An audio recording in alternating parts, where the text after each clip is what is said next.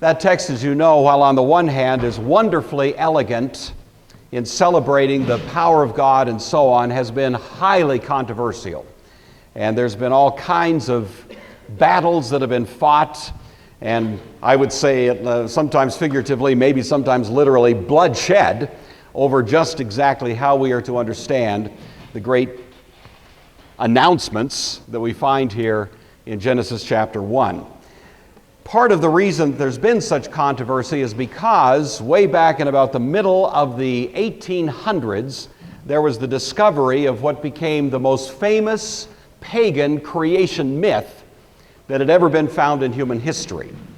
It dates back to ancient Mesopotamia and a group of people that lived there called the Sumerians, and it was called Enuma Elish, based on the first three words of this myth, which translate as when on high. Enuma Elish, when on high.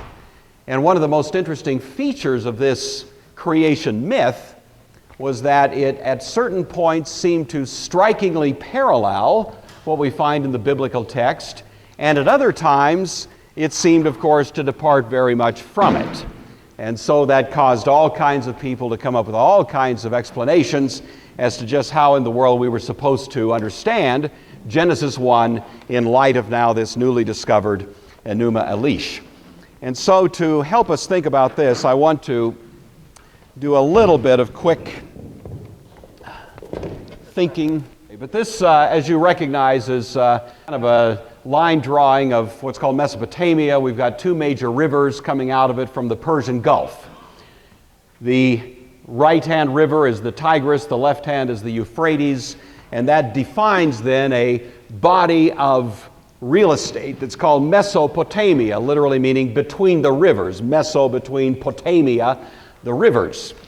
If you are familiar with that, you know the Persian Gulf, we've had quite a bit of interest in that region for some years more recently.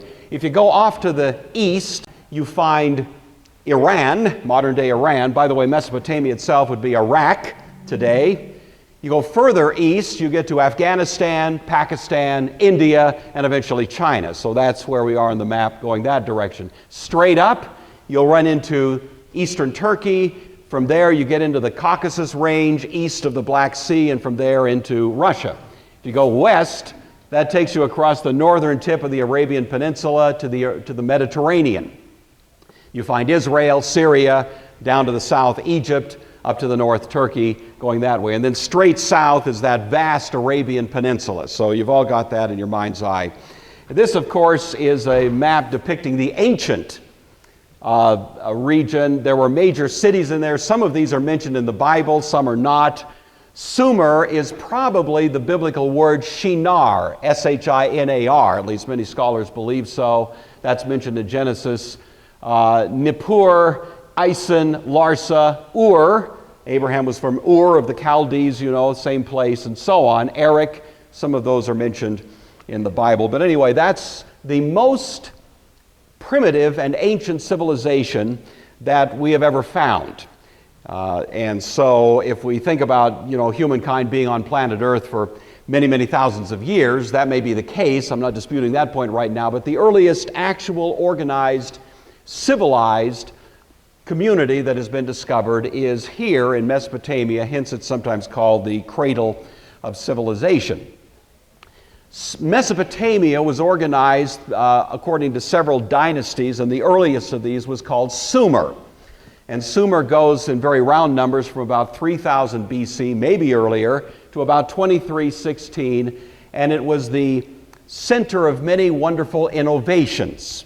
For one thing, the first time we find something like a city-state, where a city is organized with its environs into a kind of independent political unit, seems to go back to Sumer. We sometimes think of city-states in terms of Greece and so on, but these are the earliest of these that we find. They also were famous for cuneiform writing. I know most of you can read that easily. The term cuneiform is from a root that means wedge, and thus the wedge-shaped distinctive character of cuneiform writing gave rise originally to its name. The first time somebody dug it out of the ground and they saw those wedges, then they used a Latin term to describe it along those lines. So cuneiform writing was the first form of written, sort of alphabetical writing that we have ever discovered. And it is very important for that reason, and it's of course in this particular form of script that these myths became known to us. There is in this region to this day a kind of structure that's called a ziggurat, and it looks something like that. There's several of these that are still there. If you ever travel through Iraq, some of you have done military time there and probably have seen some of these, but these are there. There's several that are in more or less in ruins. This is one of the best preserved. It is in the city of Ur, mentioned in connection with Abraham. Abraham undoubtedly saw this structure as he was growing up. He would have been born after this thing was completed. Ziggurats were religious structures. The priest would go up, if you look on the right-hand side of that long staircase, the priest would go up slowly in a kind of religious rite to the top of the ziggurat, and at the top of it would be a little cubicle room, kind of like a chapel or something.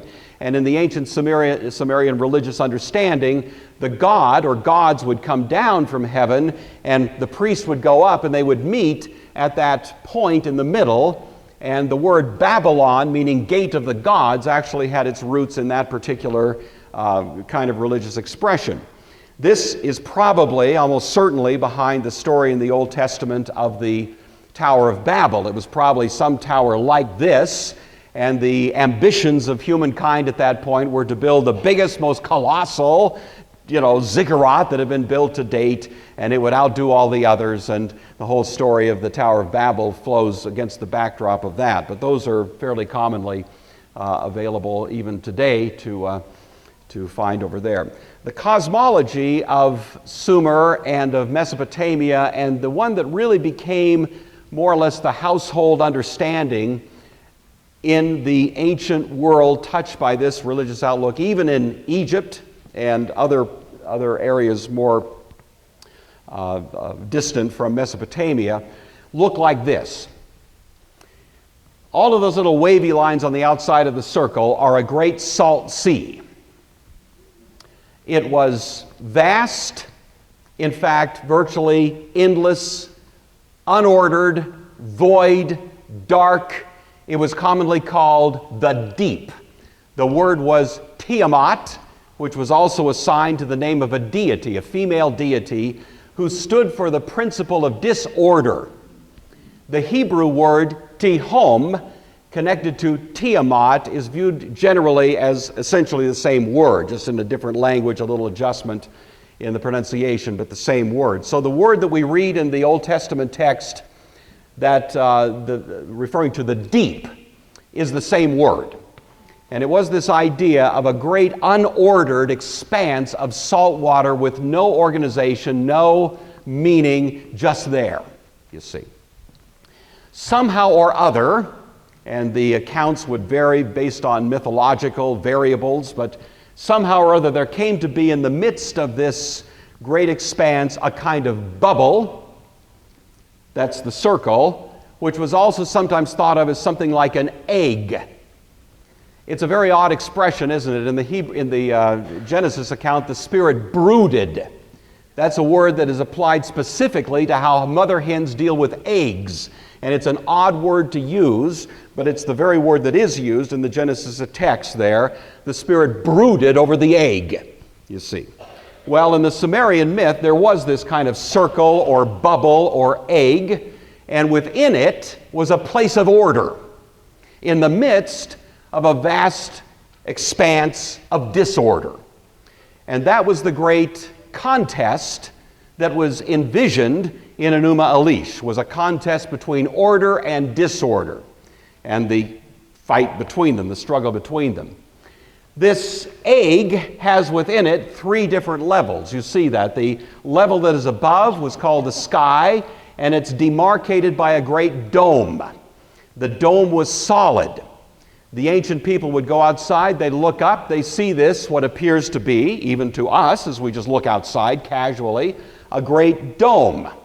The dome is bigger if you're in Montana. But Still the same dome, you know. And you look up and you notice the color of the dome is blue. And the ancients thought, that must mean there's water on the other side of it. So there was water above the dome. And they were separated or protected from it by this kind of surface, you see. Under it was a great expanse, the kind of atmosphere. It was within the dome that they believed the heavenly bodies moved, the sun, the moon, the stars, and so on. So the dome is way up there in their minds, not nearly as far as, they didn't have a modern understanding, but all of these things were within the dome, and they were used to measure time, etc. The earth is a flat disk floating in fresh water. And so if you look at the middle tier there, the earth, Ki as it's called, was surrounded by a freshwater ocean that was separated from the salt water that's outside. Beneath was the nether world, something like what's called in Hebrew Sheol. It's kind of a dark place to which people descend upon their death. It's a mysterious place. Even in the mythology of the ancient world, there was no clear definition as to what was up, down there, but that seemed to be the place where people went. There was no great joy that was associated with it. It was strictly a place of just the kind of the end of life and a kind of dark place, the nether world. And then below that, of course, you have that kind of underside dome, as it were, inverted, and then once again you're back in the salt sea. So that's the way the Sumerians viewed the universe. That was picked up by the Babylonians, it was picked up by the Assyrians, it was picked up even to some degree with some somewhat considerable adjustments by the Egyptians, and it was the widespread cosmology of the ancient world outside the Hebrew world. We're going to leave that aside for a moment, but that was the way people commonly viewed the universe at that time. The chief deities of Sumer are these. I mention these because some of these are actually mentioned in the Old Testament. On or Anu was the god of the sky or the heavens. Enlil was the god that was probably the primary one till he was bumped off by Marduk. And so Marduk is one that is mentioned in the Old Testament in various prophetic writings. He was a Babylonian deity and sort of retrofitted into this Sumerian myth, but he became very important in later mythological expressions. Enki was the god of the sea. Here's a little, caught this guy with my digital camera the other day, so there he is, Enki. Ki was Mother Earth. The whole idea of Earth having a kind of maternal quality goes back as far as human memory runs. And so the idea of Mother Earth going clear back to Ninhursag, this ancient goddess. Yeah, these were the four kind of top deities. Then you have some subordinate deities, one of whom is called Sin or Nana. That's the moon god. If you look up there it is. You see my little thingy? So that little crescent is Sin. That was the moon god. Utu or Shamash was the sun god. Inanna or Ishtar was the god of love and war. Ishtar is the name Esther. And so Esther in the Old Testament, whose original name was, anybody know what her Hebrew name was? It was, anybody know off the top of your head? It was, now I'm blanking on it.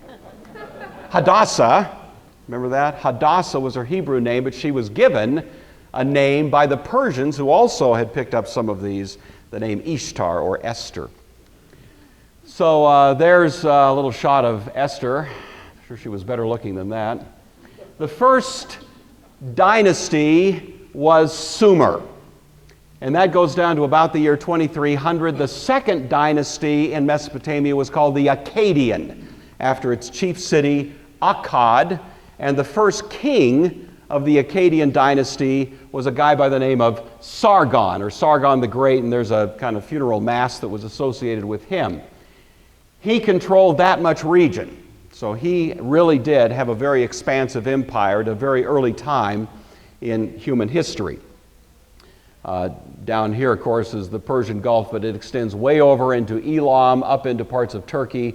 That whole little crescent is called the Fertile Crescent, and he controlled a fair amount of that. Last week we talked about Sargon in connection with the Assyrians. He's usually called Sargon II. He took his name honoring this first Sargon, who had lived hundreds of years earlier and was the king of this Akkadian dynasty. All right, Enuma Elish was a discovery that was made by a guy named Austin Henry Layard. I mentioned him last week. He was like a British adventurer who lived in the mid-1800s. He was the early version of Indiana Jones, only better and for real, you know.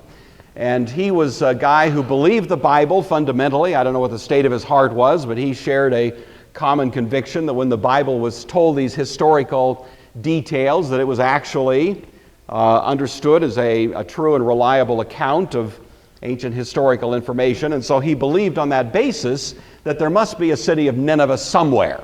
It had never been found. Many liberal scholars at the time believed that Nineveh was pure myth. It didn't exist. And Austin Henry Layard was determined to go and prove them wrong. And so he went out and had many adventures. His whole story is a kind of a fun, rollicking account all by itself. But in the process, he discovered the site of Nineveh. He had to do a lot of searching, but he finally found it. And he discovered its location, and then as he began to excavate, he found within it maybe the single most famous and important archaeological discovery of the 1800s, which was called the Library of Ashurbanipal. Ashurbanipal was an Assyrian king. He lived in round numbers about the year 650 BC. He was not only a great military character, but he was a great scholar. And so he wanted to accumulate in one place all of the writings of the ancient world that he deemed to be worth keeping and saving. And so he assembled them in a very well-organized way in a huge library. And this library was secured and so on, and then over the passage of time it fell into obscurity, and it was discovered by Austin Henry Layard. Obviously, all of the writing there was in cuneiform, so they couldn't read any of it, but Layard was smart enough to figure out that this is probably important stuff. Unfortunately, his archaeological technique was a little rough compared to modern standards. He just went in there with an axe and began chopping up these things and loading them on the backs of wagons and hauling it off, of course, to the British Museum, where it's safely kept to this day. And so what you find is a lot of these artifacts that were discovered there are now housed in the British Museum, and they were reassembled, kind of like putting together a great jigsaw puzzle. It took about 30 years to figure out how to read cuneiform. So from the time it was discovered, it was about 1880 before somebody really kind of cracked the code and was able to start reading this. And most of what was found was pretty pedestrian, IRS records, that kind of thing. But some of what was discovered was, to say the very least, surprising and just kind of captured the public imagination. And two documents in particular that were translated and got a whole lot of attention were this creation myth known as Enuma Elish and the Epic of Gilgamesh, which has within it an account of a great flood. And we're going to look at that next week. So next week we're going to look at the Gilgamesh epic and the account of a vast flood over the whole earth. And a guy who built a boat and survived the flood thereby. And it comes out of pagan literature discovered in Ashurbanipal's library in 1850. And so it's a very, very interesting and intriguing account that we'll look at separately. But right now we're interested in the other of these great discoveries, which is called the Enuma Elish. I just wanted to run you forward a little bit to here. The third dynasty of Mesopotamia was called Ur. Chaldea is the general region of lower Mesopotamia, that region kind of north of the Persian Gulf. And so when the Old Testament says that Abraham was from Ur of the Chaldees, it's virtually certain that it's referring to this particular city. It was a major city. It was the capital of the third dynasty. The years here went from about 1221 down to around the year 2000. Abraham was probably born a little bit later, outside of this time frame, maybe about the year 1951. So he was born in the shadow of these great civilizations of Mesopotamia at an intermediate period when there was no great single power dominating the region, but it was still probably the most sophisticated civilization of the world at that time. I'd like to talk a little bit to you just about the content of Enuma Elish. If we had about an hour and you had the patience, we could work through the details of this.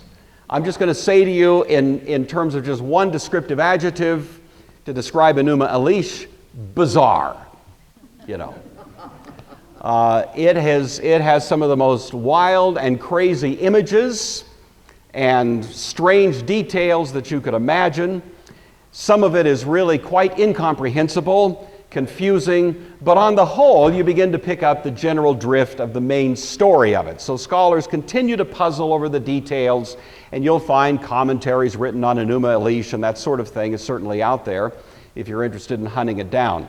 I don't want to take you through all that because there would be 3 people in class next week if I did. So I'm going to give you the quickest kind of overview of the main kind of thread of the story, and then I want to get back into Genesis chapter 1.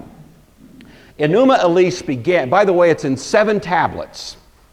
And those 7 tablets correspond very roughly, I don't want to push this point at all, but very roughly to a kind of 7 days of creation. It is, in fact, in 7, there's not a nice, neat, tidy correlation with the Genesis account, but there's 7 tablets and 7 movements that correlate roughly with the Genesis account. The basic story begins with a great unordered primeval chaos. As I was mentioning earlier, this kind of great expanded salt sea. There were 2 deities associated with that. One was called Apsu, A-P-S-U, and the other was called Tiamat, T-I-A-M-U-T. Tiamat was the one, by the way, I misspelled it, T-I-A-M-A-T, Tiamat, is the one that became the most dominant of these 2. Both of them stand for chaos. Both of them stand for that which disintegrates things, causes things to kind of fall apart. And so the ancient Sumerian view was that there was a kind of contest between that which orders and that which disorders. And Tiamat especially was the goddess of disorder and was always the one who was trying to bring disorder in, you know. That's why all of us who have had kids or grandkids around the house for a week or so, and then they leave, you feel like you've been visited by Tiamat. You know what I'm saying? You just... And so they had that experience too, and they had to attribute it to something, and so that was their mythological understanding. Now, Enuma Elish goes through a rather convoluted story of the evolution of various gods and so on. I'm going to bypass all of that, but simply to say it arrives at a certain point at certain primary gods who become the great champions or heroes of the story. One is Anu, the god of the sky. One is Ea, connected with the earth. Ea, E-A-R-T-H, earth. And another one was Marduk, who was the Babylonian god who comes in and really becomes the great hero of the story. So what you have is a face-off in kind of the climactic moment of the myth between Tiamat on the one hand and Marduk on the other. And Marduk makes a deal with the other gods and says, look, I will go to battle with Tiamat. I will risk my existence in this conflict, but the deal is if I win, then you need to make me the chief deity. And I need to get all of the most honorable titles and so on. So that was a deal. So all the other gods, in a sense, bought off on that. Okay, you're our man. Go in there and do your best. And so Marduk goes to battle against Tiamat. And as the story unfolds, what he does, his strategy, is he defeats her, first of all, by using wind. Ruah, he uses wind. And it's a very strong wind that he blows, and it's so powerful it forces open her mouth, and she cannot shut her mouth because the wind is blowing in. And then he takes his spear and he throws it into her mouth, and it goes down into her gullet, and she is slain. And so he defeats Tiamat, and then he splits her in two, and he takes the upper part of her and pushes it up, and it becomes that dome, you see, keeping out the chaos that's outside, and the lower part of her becomes the earth. Now, to be honest, I don't know if any self-respecting Sumerian actually believed this, you know. I think the ancient people were smarter than we give them credit for, and many times they knew perfectly well that they were dealing with myth. This is myth. But myth, of course, is story intended to convey a thought or an idea or a philosophy or some understanding of, you know, the way things are, without anyone actually thinking that somehow in some sort of history these things actually happen. But, you know, people differ on that. But anyway, that's the way the story goes. Once Marduk has been successful in defeating Tiamat, he then does a couple of other things. Once this expanse has been created, the sky and so on, he puts in them stars, sun, moon, and specifically it's stated that they are put there to regulate seasons, times, days, weeks, years. And so there's an understanding that the heavenly bodies are there as a kind of celestial clock. The other thing that he does is he creates humankind. He creates us. And so the other thing that's interesting is there's some kind of connection between human creation and this God who has defeated the forces of chaos. So that's the basic storyline of Enuma Elish. Now, when we, turn to the biblical text, I think most of you would grant that as bizarre as Enuma Elish may be, there are at least certain points where there's intriguing parallels. And that, of course, has been one of the most fascinating aspects of the discussion as to how exactly do we understand the connection between these two. A few little details. This is by no means an exhaustive list, but are some of the ones that may be just of interest in our present conversation. One of the parallels is that in both accounts, both in Enuma Elish and in the Genesis account, great acts take place by virtue of the spoken word. In Genesis, God said, "Let there be light." In Enuma Elish, the gods speak and things happen. But I want us to always keep our eye not just on similarities but on differences. The big difference between the Genesis account of God speaking and the account that we find in the creation myth is that in the creation myth, the speaking is kind of like magic incantations, you see. The gods say certain words that are sort of like voodoo or some kind of, formula statement that by some sort of magic causes things to happen. Notice how in Genesis there's none of that. God isn't doing any incantations. God's power is not questioned. God speaks and it happens, you see. So you've got a parallel, but you've also got what clearly represents an alternative understanding of the nature of the power of God. Another point that's similar, but where there's a little bit of difference, is the nature of light. Both accounts have light coming into the picture before the sun is created. It's always interesting, isn't it?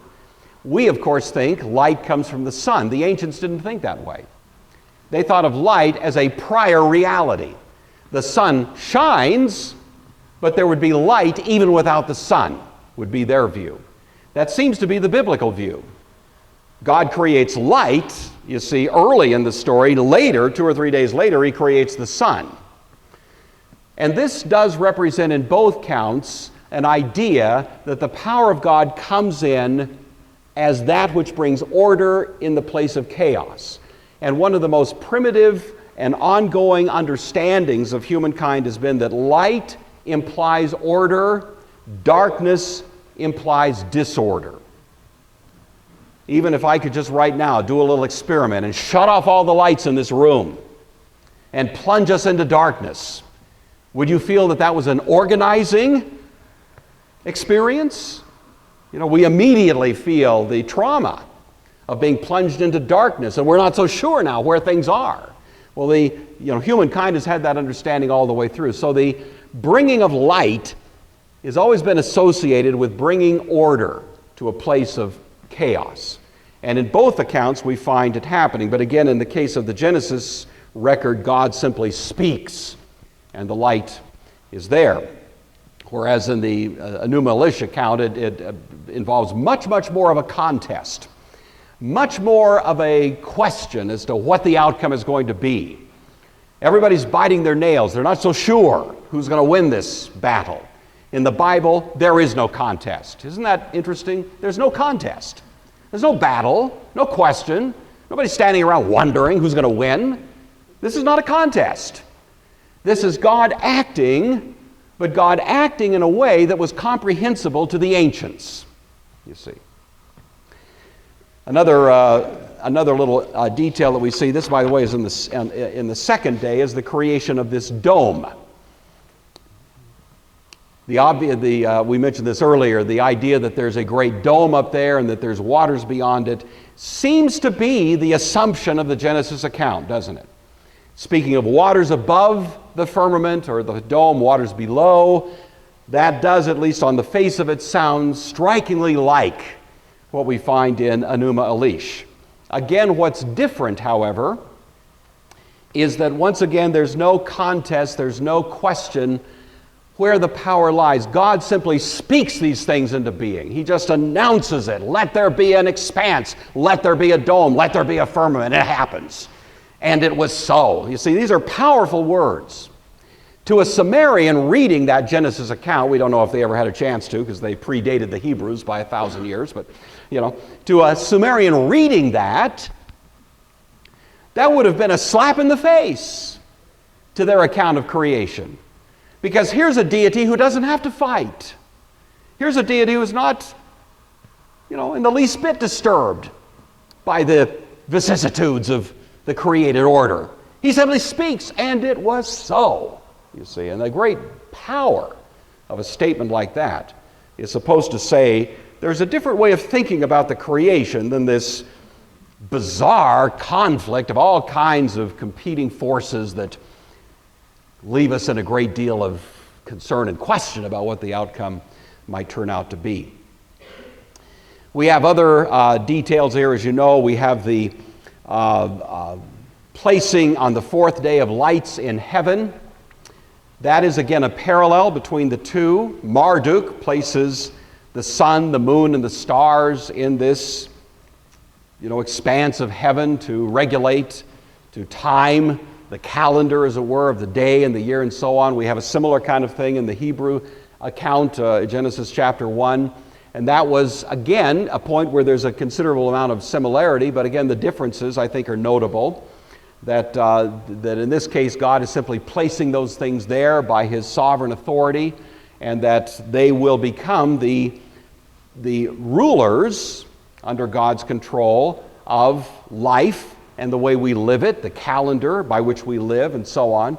And that became a very important part of the Hebrew understanding. Their figurative understanding of these heavenly bodies was that they were somehow associated to rule on earth. When the Genesis says, let them rule, the Hebrews actually took that rather seriously, and they had an understanding that the powers of great civilizations, whether it was Babylon or Assyria or whatever, were backed up in some sense by heavenly powers, principalities. That was a Hebrew understanding. It's never taught in the Old Testament as such. It's implied in parts of the book of Daniel, but nevertheless it was a common view that was associated with the Hebrews and others as well. That's why when you read in the Old Testament of great political upset, you see, the collapse of a great civilization, oftentimes the figurative description of that will be in terms of the powers of heaven being shaken up, the sun darkened, the moon not giving its light, stars falling from heaven. That kind of language is found in the book of Isaiah, for example, chapters 13 and 14, to describe the collapse of Babylon, a political power. But the figurative way of saying it is to tie it to those celestial bodies that are ruling. The collapse of Babylon would be the collapse of Babylon's stars, if you will. And that kind of figurative language is carried all through the Scriptures. It's why sometimes we in our non-Hebrew tradition don't get it. We read in the Bible, the sun doesn't give its light, and we think, oh, how's that going to happen? You know, we want to immediately interpret it a little bit too woodenly. The stars fell from the sky. Imagine that. Well, the Hebrews didn't take it. They weren't saying the stars are actually going to fall from the sky. It would only take about one of them to do us in, you know. It wasn't that at all. It was that this is describing the great collapse of political power. And this all goes back originally to that sort of Genesis view of the nature of the heavenly bodies and how they functioned in human experience. The fifth day, we have the creation of these great sea monsters. Again, in Enuma Elish, they are threatening creatures. In Genesis, they are fully under God's control. But maybe one of the most striking points of similarity and difference comes in the sixth day with the creation of humanity. In the biblical account, we are said to be created in the image of God. There is some, in both cases, connection between humankind that is distinctive with respect to the relationship to God or the gods. In the Enuma Elish account, however, we are created to be slaves. Humankind are created to serve the gods in a kind of slavish fashion. Our lives are conceived of as being hard lives of rigor, in which we are doing all we can to please the gods in a kind of quid pro quo worship. So the ancient Sumerian view was that the gods needed my help, and so I would bring sacrifices. Those would nourish the deity, and in turn the deity would maybe answer my prayer. Quid pro quo, this for that. Deity, I'll do this for you if you'll do that for me. And we have all kinds of reliefs and so on from that time in history in which you see that sort of religious practice being sort of depicted. The Bible knows nothing of quid pro quo worship. That's why the Old Testament says, if I were hungry, I wouldn't tell you. I own the cattle on 1,000 hills. You know, God doesn't need our worship. God doesn't need our sacrifice. We don't sacrifice to God for Him. We do it for us. That's something we need. You know, He doesn't need that. And the Genesis 1 account is already giving us that. And it's giving us an entirely different understanding of the dignity of humankind. Notice that in Genesis 1, humankind are created in the image of God, not just with His blood, but to bear His imprint, His signet ring. We are placed here to rule. Let them have dominion. Nothing of that in Enuma Elish. There's no sense of the dignity of our status. We are to expand this place of order. We're placed in a garden, but the garden is to be pushed out. And this growth of order is to continue taking place as we, in service to God's great destiny for us, do this labor of bringing, as it were, beauty where there was ugliness and so on. And all of this is part of the great celebration of our worth. You know, well, this is very foreign to the kind of thing we find in Enuma Elish. So what I'm trying to say in all of this, if you can kind of follow me with the details here, is you have this surprising correlation followed by, at the same time, some very surprising and interesting differences. Genesis 1 has been subjected to interpretive efforts that go on a whole spectrum of options. So on the one hand, I've read, and probably you have too, those who've taken the view of Genesis 1, this is simply the Hebrews borrowing from Babylonian mythology. It's just warmed over myth, and that's all there is to it, and end of conversation, you know. And that you'll find that in some circles, and to this day, you can pretty commonly find that view out there.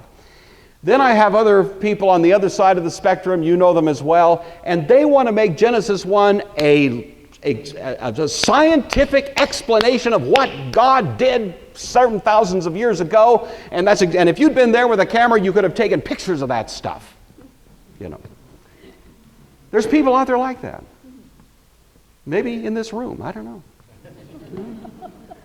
But just kind of an insistence. The Bible says it, that's the way it is. If you don't believe that, you don't believe the Bible. End of conversation. I've had that kind of conversation, And when I say I'm not so sure of that, they just call me a liberal.